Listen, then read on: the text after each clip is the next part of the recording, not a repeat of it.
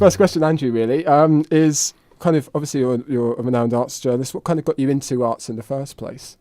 I got into university very young because at my school, the practice was to push people through their A-levels really quick. So I ended up getting into Oxford when I was about 15, which was stupid. So basically, I didn't want to go that young. It was pointless. So I took 2 years off. And one of those, I went to Italy and I started looking at art. And I went on a course in Florence, at the British School in Florence. And I just really, really found it fascinating. So I became hooked on art. And when I went off to university, I read English literature, not art history. And when I finished, I knew I wanted to be a writer of some kind. And I started being a writer about art. And in terms of your documentaries and the shows that you do for the BBC and other people, when it comes to approaching a documentary, is there any specific way you set it up? How do you kind of frame a documentary? What kind of narrative do you want to tell? How do you kind of approach something like that? It entirely depends on the subject. And I think the form has to follow. Is it always chronological? No, not at all. No. I mean, it just depends on what you're trying to get at. I mean, I made a film about Caravaggio called Who Killed Caravaggio? And that was a film about new material in archives being unearthed by different people, all of whom were eccentric in different ways in different cities in Italy. So we framed that film like a detective investigation without being crap.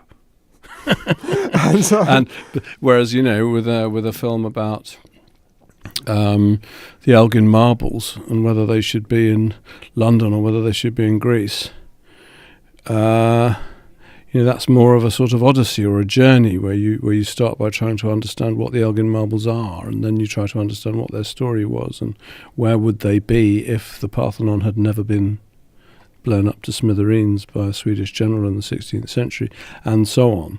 So I think you make films, the Van Gogh film that I made recently, which was about art theft and the mafia, well, that was largely shot in police stations because that's the subject. So I don't think you should.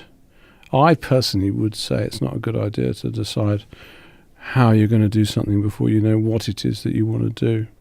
And in terms of some other works that you've done, obviously about Mona Lisa and other things, some arts are always surrounded in mystery. Obviously, the Mona Lisa being one of them, Banksy as an artist. Not anymore. The Mona Lisa's not. Of course, yes, anymore, of course. It's not the Mona Lisa, for one thing. Of course.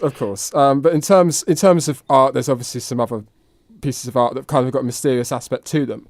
When it comes up to that documentary on the Mona Lisa, was there ever a point where you thought, well, it's better to keep it all a secret, maybe because part of the secrecy of the Mona Lisa is what makes it art or anything like that? Was there ever a moment where you thought, actually, it's probably better to keep it a secret because that's what makes it so magnetising, so fascinating? I think what we were doing with the Mona Lisa film was establishing the known facts and trying to understand whether it could be possible that the picture that's now in the Louvre called the Mona Lisa is or is not actually a portrait of a woman called Mona Lisa.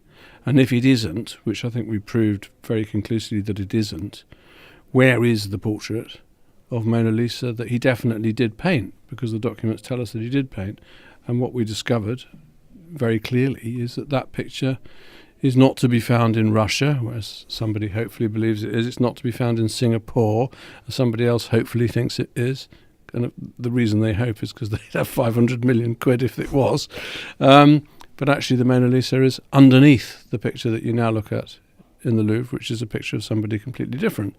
But I think ultimately that fact, that investigation, that revelation, it's not my intention to diminish the mystery of Leonardo da Vinci's creative processes, and I don't think we did that at all.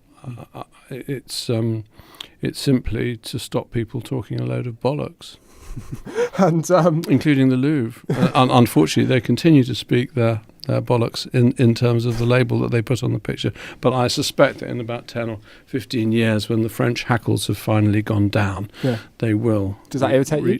Does it irritate you? Well, no, it's fine. I know I'll win in the end. I mean, they're gonna have to call it Portrait of an Unknown Woman, or Portrait of the Woman Who It Is, if they can find out who it is, but they can't call it Portrait of Mona Lisa anymore. And in terms of today's art scene, obviously there's it's a lot of things have happened with social media in terms of artists getting their names out there. How easy would you say at the moment it is for modern artists to kind of make a name for themselves? Obviously there's a big debate around kind of artists doing work for exposure and stuff like that. It's kind of a bit of a grisly scene sometimes in terms of getting art out there at the moment. Yes, no, it is grisly. I mean, the problem is, I think I read somewhere the terrifying fact that there are more artists, in quotes, in East London than there were people in Renaissance Florence. So, that's London. So, by definition, I think there's a lot of artists who feel that the only way to gain attention is, to make a film of themselves taking all their clothes off and mutilating their, cutting their ears off on camera. And, or creating 9,000 feet high sculptures of their own, of their mum made out of cotton wool sprayed gold. I don't know. It's just there's not as much quiet work as perhaps there should be. But then again, I'm not in the position of being one of those millions and millions of artists trying to make a name for myself. But so I can see the temptation to be a bit sort of extreme is there. But I still also think that the best work ultimately will come through.